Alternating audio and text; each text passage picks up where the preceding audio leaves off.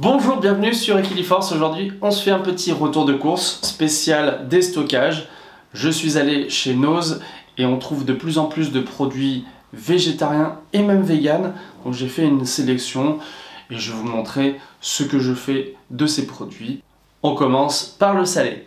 L'été, j'aime bien faire des tartinades ou bien en acheter toutes prêtes qui me permettent de faire des pique-niques, de garnir des sandwichs ou de s'intégrer par exemple à des plats de pâtes. Donc j'ai trouvé de la marque Sacla cette tartinable d'artichaut et ça coûtait 1,99 €, 10 € le kilo. Il y avait aussi ce pesto genovese au tofu. Alors j'ai regardé la composition et il n'y a pas de produit d'origine animale, donc on est sur de l'huile de tournesol, basilic, tofu, noix de cajou, etc. 1,29 €, soit moins de 7 € le kilo. Et puis ce délice au poivron rouge et aux noix de cajou m'a fait de l'œil, donc j'ai investi 2,29 €, à peu près 10 € le kilo. Il y a peu d'ingrédients, principalement 60% de poivron et des noix de cajou, un petit peu d'ail, l'huile de tournesol, jus de citron, sucre, cumin, poivre, épices, c'est tout. J'ai également pris de la sauce bolognaise aux morceaux de protéines de soja. Alors là, j'ai pas le prix, donc je suis un peu embêté, mais ça ira très bien pour faire un bon plat de pâtes. On peut en faire quoi d'autre de la bolognaise? Intégrer ça dans un gratin de légumes, pourquoi pas. Et pour les gratins, j'ai trouvé de la crème de soja Bjorg. C'est une version semi-épaisse, c'est-à-dire que elle va pas avoir ce côté un peu trop liquide qu'on a dans certaines crèmes. Elle sera très bien pour les plats mijotés ou les tartes sucrées ou salées par exemple. Je vous avais montré dans un retour de course en épicerie vegan ces deux mayonnaises qui sont très bonnes et que j'ai déjà pas mal entamées. Et là j'ai trouvé 3 mayonnaises de la marque Heinz. Une au chili, une aioli et une classique. 59 centimes, soit 2,68 € le litre. Franchement, je pense que je vais en profiter pendant pas mal de temps. Et puis au niveau de la composition, il n'y a pas énormément d'ingrédients, donc ça me va. Je sens que je vais me régaler avec des burgers pour assaisonner des salades, ça sera très bien. J'ai racheté de la purée de cacahuètes parce que j'ai fait, vous l'avez vu peut-être dans une dernière vidéo, une semaine dans mon assiette, des biscuits à la cacahuète. Ce beurre de cacahuète coûte 1,69 €, donc 6,70 € le kilo, c'est tout à fait accessible et en plus c'est bio. De la même marque Happy Bio, j'ai repris du Gomasio, ça faisait longtemps que j'en ai plus dans mes assaisonnements. Si vous ne connaissez pas, je vous recommande d'essayer. On a du sésame et du sel, c'est torréfié et ça donne vraiment beaucoup de goût aux différentes préparations, notamment les salades, les crudités, les plats chauds, ça fonctionne très très bien. Pour un pique-nique ou un apéritif, j'ai pris ces chips au poivre noir. Je les aime bien parce que elles sont assez épaisses, très croquantes. C'est une marque anglaise et je les ai payées 80 centimes le paquet, soit 8 € le kilo.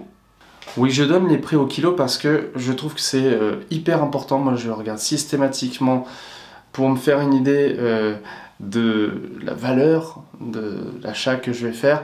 Alors j'ai pris aussi du couscous garbit, enfin du taboulé, pour le cas où je dois par exemple partir et où j'ai juste besoin d'un petit peu d'eau pour faire un plat sur place.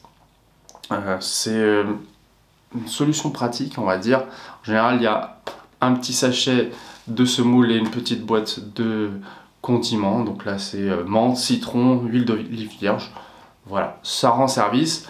Et pour 1,32 €, 3,60 € le kilo, ça vaut le coup quand même. J'ai également trouvé de la farine de coco. Alors je sais pas si vous en utilisez, moi j'en ai eu de temps en temps dans mon placard, mais je sais qu'elle représente plusieurs avantages.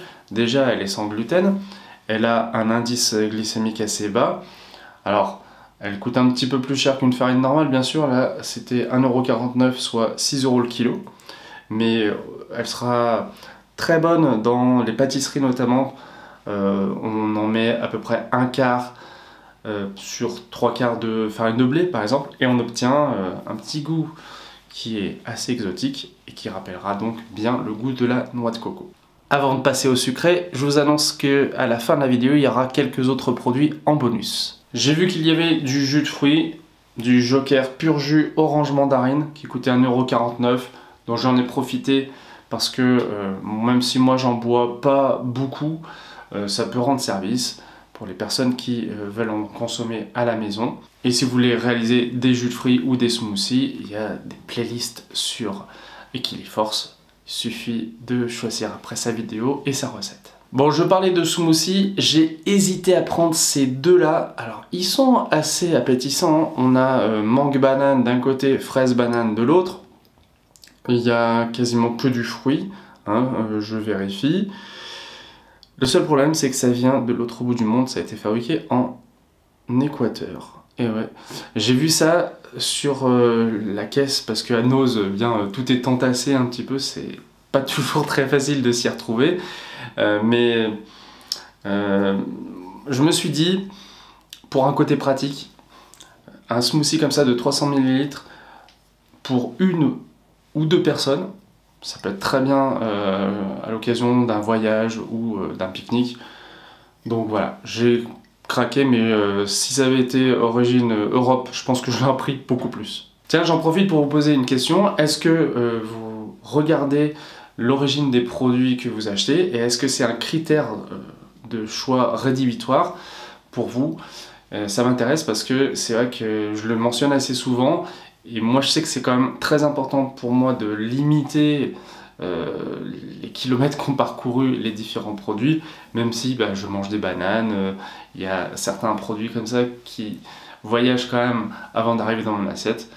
J'essaie de faire en sorte que cette proportion soit assez petite, même si j'ai encore recours à des produits exotiques. J'ai aussi craqué pour cette pâte à tartiner vegan de la marque Mamie Bio. Alors il y en avait une qui ne l'était pas, mais je me suis dit, tant qu'à faire, autant se concentrer sur le végétalien. Elle coûtait 2,59 €, soit presque 10 € le kilo. Et ce qui est très bien, je trouve, c'est qu'il y a 35% de noisettes, 14,5% de chocolat, donc la moitié du produit, c'est quand même des bons ingrédients. Après, bien sûr, il y a du sucre, il y a de l'huile, mais ça reste, je pense, un produit plaisir pour tartiner sur du bon pain. Et puisque je parle de bon pain, transition, j'ai acheté sur un marché un jeune homme qui s'appelle Quentin, qui vient de lancer depuis quelques semaines, quelques mois son activité, un pain artisanal, comme je l'aime. Je préfère maintenant manger beaucoup moins de pain, mais vraiment acheter de la qualité et du pain qui se conserve aussi quelques jours. Donc celui-ci, rien qu'à l'aspect, donc je sais que je vais me régaler. Et puis Quentin, il est tourrier.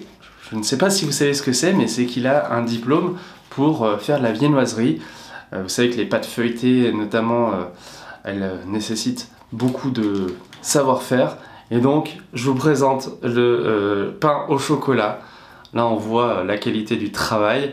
Et j'ai mangé tout à l'heure un gâteau qui contenait un petit gâteau au chocolat. Enfin, c'était feuilleté à l'extérieur et un gâteau moelleux avec des petites noisettes croquantes à l'intérieur. C'était vraiment étonnant et bon. Donc, je tenais quand même à dire que même si j'apprécie de faire des affaires avec des produits déclassés, moins chers, mais industriels, j'aime toujours autant le contact et la découverte de petits producteurs locaux. D'ailleurs, je suis allé à l'Auvergne-en-Vrac, qui est une boutique itinérante qui vend des produits comme par exemple ces biscuits apéritifs que j'achète tout le temps.